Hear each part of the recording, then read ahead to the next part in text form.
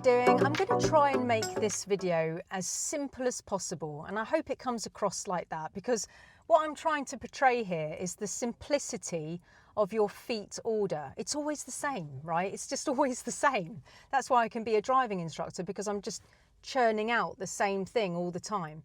The way that your feet are going to use the pedals is a certain order. It's a pattern all the time. If you're in gears 2 to 6, so anything apart from first, so any gear at all, if you're in 2 to 6 and then you're changing down for something, you're going to use your brake first and then your clutch. If you're in gears 1, then you can put your clutch down before you brake. And that's because there's no speed to kill. If you broke when you're in first, it's very likely that you'd go immediately to stall. So you have to put your clutch down first and then brake. So this is if you're in gears 2 to 6, this is the foot order that you would be doing. Okay, here's a video. Okay guys, so we've got the accelerator, the brake and the clutch, yeah? And I've used the correct foot with each pedal there. You always set up with your foot straight on the brake, so it's really straight. You leave your heel on the floor, and when you're accelerating, your foot should be totally slanted, and when you're braking, your foot is nice and straight. Then your left foot is completely clear to use the clutch. Okay, so this video is to show you the foot routine of what you would do if you're in gears 2 to 6. And then I'm going to silence this video so that you see this video fits with all junctions that you're approaching in a high gear to change down into a low gear. It suits absolutely everything, so I do a different voiceover for each one, but it will be the same video. Please note that I'm not going to change the video at all. It's not going to suit.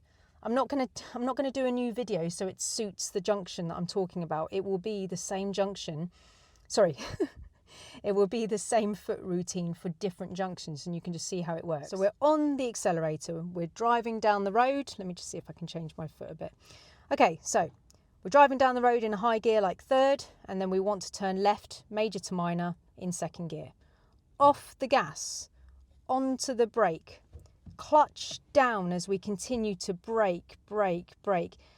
Get the speed that we want for the lower gear that we're going to have, whether it's second or first, yeah?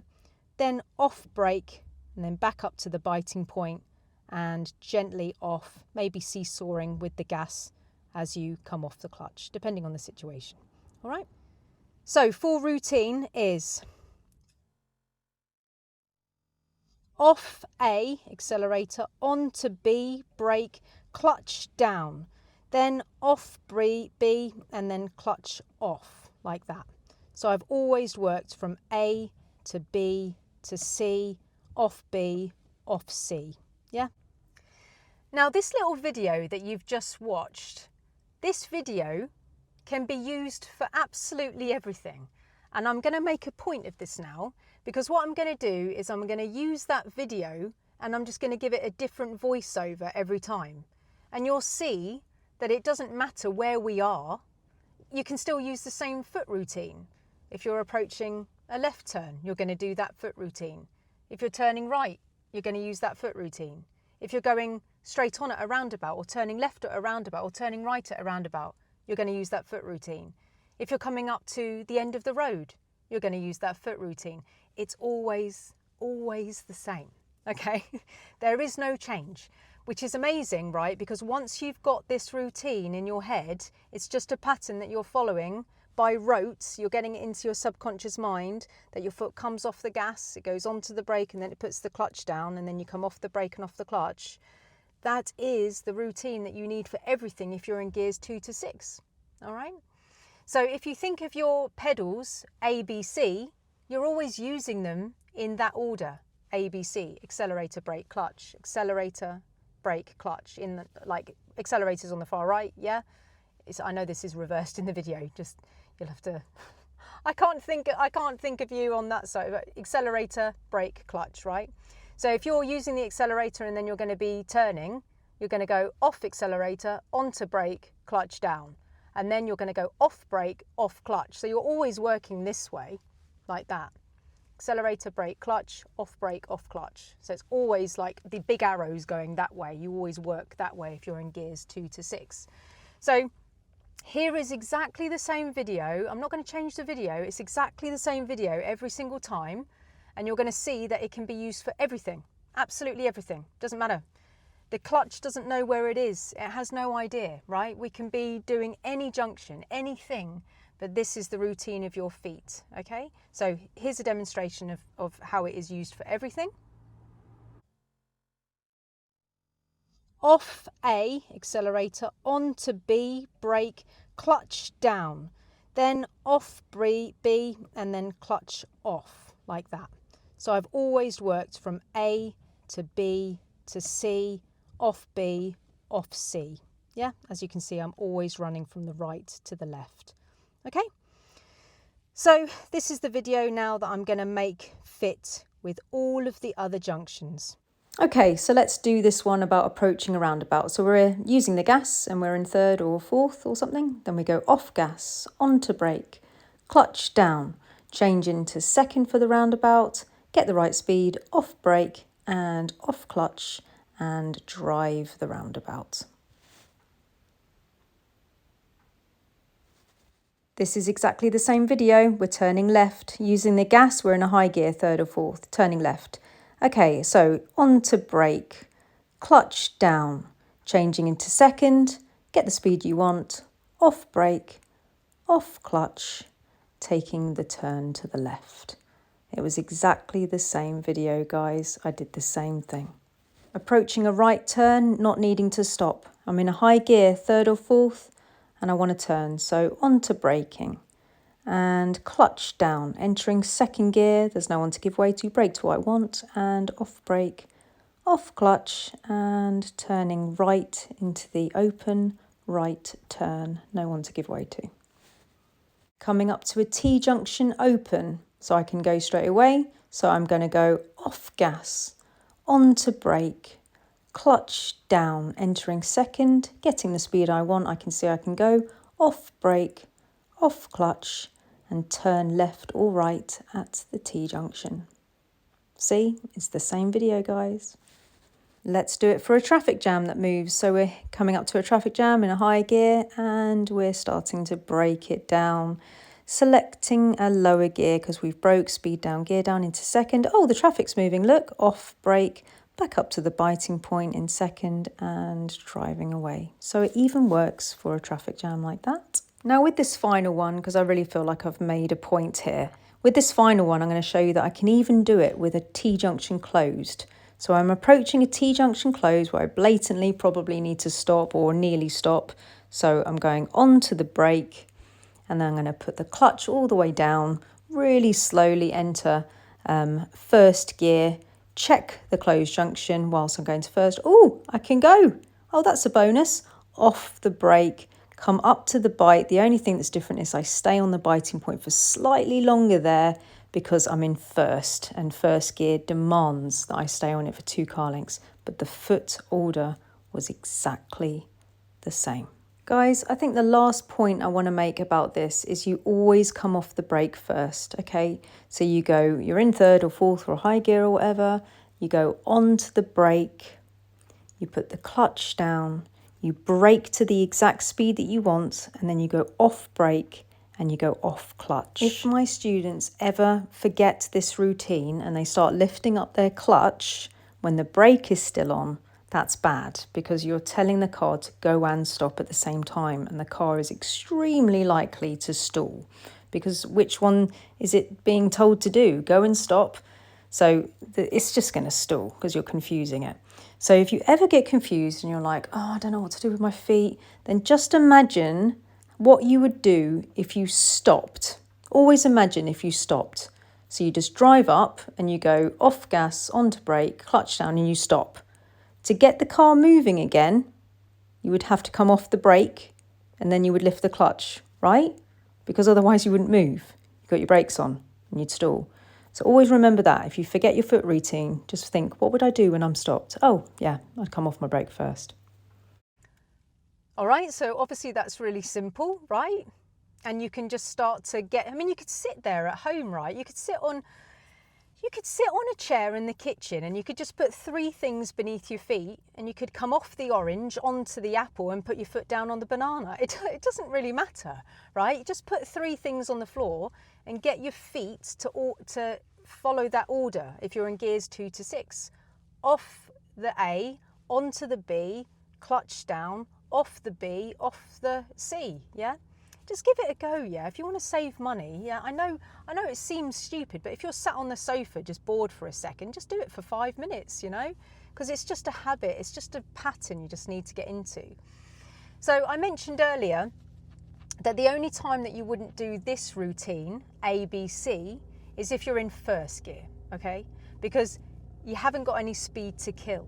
If you're trickling along in first gear and then you use the brake before the clutch, you're sending yourself in for a straightaway stall. You're just going to stall because you're so close to stopping anyway that any brake at all would just take you straight to a stall, all right? So it would have to be that the clutch goes down first and then you brake. So a classic place to be able to talk about this is if you've stopped in a queue of traffic and then you need to move forward a little bit and then stop, or if you're peeping and creeping out of a T-junction, okay? So let's just say we're in a queue of traffic. So you've pulled up, you've gone brake on, clutch down, first gear, yeah? And then it goes forward a little bit. So then you're like, okay, cool, I'm gonna go forward a little bit. So you set your gas, you find your bite, you stay on the biting point for 2 car lengths, and then you can see, oh, I'm gonna be stopping again, but I'm still in first. So I'm very slow. So I'm gonna go clutch down, which is called a controlled roll, and then you gently brake to stop. And then the traffic moves in front of you a bit. Okay, I'm gonna move again. So you're gonna set the gas, come up to the bite, move a little bit, maybe staying on the biting point for 2 car lengths if you're like lucky enough to have that amount of space, and then the traffic stops again. Clutch down first for a controlled roll, and then gently brake to stop. And you just keep on repeating that process over and over. Here's a video of it. Okay guys, so this is the ACB, so it's off accelerator onto clutch and then brake, and then off the brake, off the clutch, just like before, so the ending is the same. So this is going to be when you're in first gear, guys, only, or if you're going up a hill, sometimes you might need to put the clutch down and brake after, because the hill is your brake, right? So off gas, clutch down, and then braking, getting the speed that you want, and then when you want to move again, back to the biting point and adding the gas. And this is very likely to be done in slow moving traffic, like on a motorway or peeping and creeping out of a junction. So clutch down using the brake and off the brake, back up to the biting point. All right, so let's just imagine that this is actually happening in a traffic jam. So we're driving along in the first and the traffic stopped in front. So it's clutch down and use the brake and stopping for the traffic. And the traffic started to move again. So I'm thinking about moving. So off the brake, setting the gas, coming up to the biting point, driving down and the traffic's moving okay, but oh, it's stopping again. Okay, so clutch all the way down because I'm still in first gear and gently braking to stop for the traffic jam again. And it's all held up. Oh, it's moving again, so it's back up to the bite and using the gas pedal again, driving down the road a little bit. Yeah, and it stopped again, so it's clutched down and using the brake. So this could happen on the motorway, yeah? You might not even get to off the biting point, to be honest, in these situations, but that's the routine. So what this video is trying to show you is the simplicity of patterns. It's just a pattern. It's just learning a pattern. It's a bit like your pull-push steering technique. You know, if you haven't got a natural ability to steer, your driving instructors probably taught you how to steer with a proper way of doing it. It's a pattern of where to put your hands, and you can do homework at home on a plate, yeah? I've made that silly video about me using a pizza, right, just to take the mick out of it. But like, it's just a pattern. You're following a pattern, yeah? So the clutch really is a one-trick pony when it comes to pulling away. It's always that you need to stay on it for 2 car lengths, like every time. Like it doesn't matter where you are. Like I'm parked at the side of the road and I'm going to be pulling off in a minute when I finish this video. And when I pull away from here, I'm going to set my gas, find my bite, and when I release the handbrake, and I've checked everything, I'm going to stay on the biting point for 2 car lengths. The clutch doesn't know where it is. When I go to a traffic light, I'm going to do exactly the same thing. I'm going to stop, maybe put my handbrake on. I'm going to set my gas, find my biting point, check everything. When I release the handbrake, I'm going to stay on the biting point for 2 car lengths. The clutch doesn't know that we're at a traffic light. The clutch doesn't know that we're at the side of the road. The clutch doesn't know that we're pulling away from somewhere. The clutch doesn't know that we're coming out of a T-junction. The clutch has no idea where we are. We might be in Barbados, right? It doesn't matter. The clutch needs to be used in exactly the same way every time. And that's why, if you've watched my previous videos, that's why I call her a diva. Because she absolutely demands that she stays on that biting point for 2 car lengths. She doesn't care where she is. She doesn't care whether you're going round a small mini roundabout in first gear. She wants to stay on the biting point for 2 car lengths. If you rush her, then she's going to make it jerky, or she'll stall you. So I always joke with my students that she's clicking her fingers at you. She's a diva, yeah. She's having a go at you. She's embarrassing you in front of your friends, or she's embarrassing you in front of all these people. You know, we have a bit of a laugh with it. But what I'm trying to explain to my students is you have to stay on the biting point for 2 car lengths. You have to. She's a diva and she always wins. Her boundaries are strong. We can't break through this one. She always wins. One of my students said to me the other day, God, she really does always win, doesn't she? I was like, yes, she does. Like she's like Bridezilla. Yeah, if she doesn't get her 2 car lengths, she's like, no, how dare you try and rush me? I will not be taking that. Like, I've got a lot of respect for her in a weird sort of a way. Like, you know, that's a strong boundary that she's got there. But the point of it is like, the clutch has no idea where it is, yeah? It just has to have those 2 car lengths. Whether you're pulling away from a T-junction, whether you're turning right at a mini roundabout and you need to stay on it for 2 car lengths as you go round, yeah? Whether you're pulling out a little bit, like to see at a T-junction, you need to stay on the biting point and then put it down with the foot routine that I said earlier. The clutch doesn't know where it is. It just demands to be used in a certain way. Okay guys, this is a video of staying on the biting point in first gear to do any pull away. Set the gas, find the biting point, stay on the biting point for 2 car lengths, and then gently lift the rest of the clutch off as you add your gas.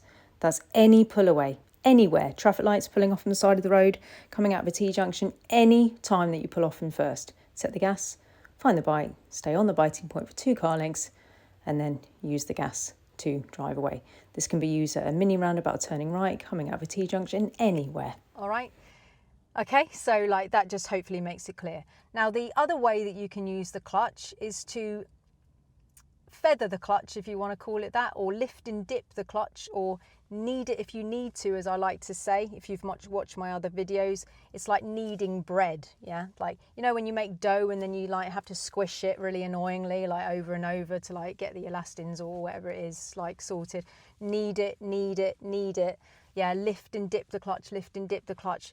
That is a way to control speed without necessarily using the brake, yeah? Because you're connecting your engine to make the tyres move, and then you're disconnecting the engine. And then you're connecting the engine to propel you forward, and then disconnecting, and then propelling yourself forward with the engine again. So you're basically going, here's a bit of engine, and then here's not. And then here's a bit of an engine, and then here's not. And then here's a bit of your engine, and here's not. So you're lifting up, making movement, and then dipping it down. And then lifting it up, creating a bit of movement, and then dipping it down, yeah? And that's the other way that you can control speed. And this can be used coming out of T-junctions. This can be used for very difficult driving to squeeze past parked cars. This could be a situation where you're in a parked space and then everybody's blocked you in, and you have to use very, very careful lift and dip exercises with the clutch to get out an angle start, which is basically when you're parked behind a car moving out. You do get that on your test, by the way. Intricate driving, things that need skill. Manoeuvres, you're going to use that on a manoeuvre, lift and dip, yeah? You are in reverse, but it's the same technique. The clutch doesn't know, yeah? The clutch doesn't really care about whether it's in first or reverse. If you want to move the car slowly, you've got to lift and dip, yeah? If you come up to the biting point, you've immediately got the lowest point that gear can create. So let's just say you're in first gear. Well, you would be if you're coming up to the biting point, I apologise.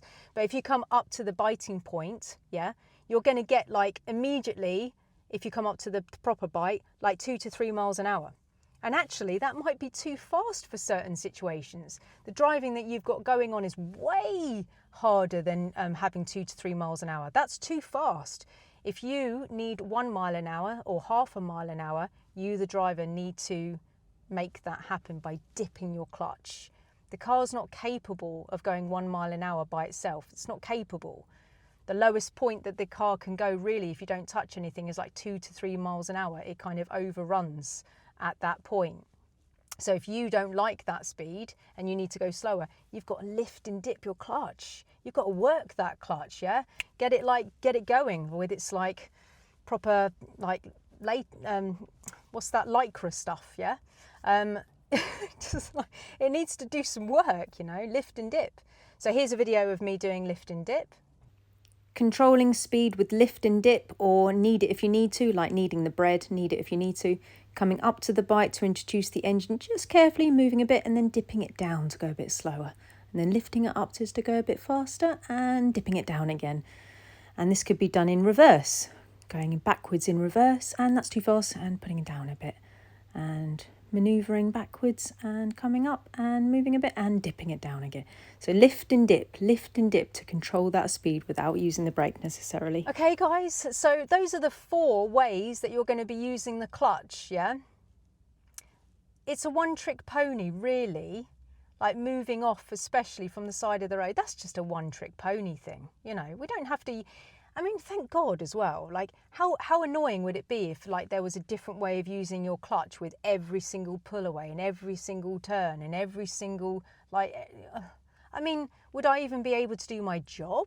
I mean, there's 4 ways that I can think of that we use the clutch in those different ways. And that's it. And you've seen it match up to different situations, right, in this video. And that's it. So I really hope that this helps you. And yeah, all right guys, so it's just that pattern, and yeah, I really hope this helps, and I'll see you on the next one.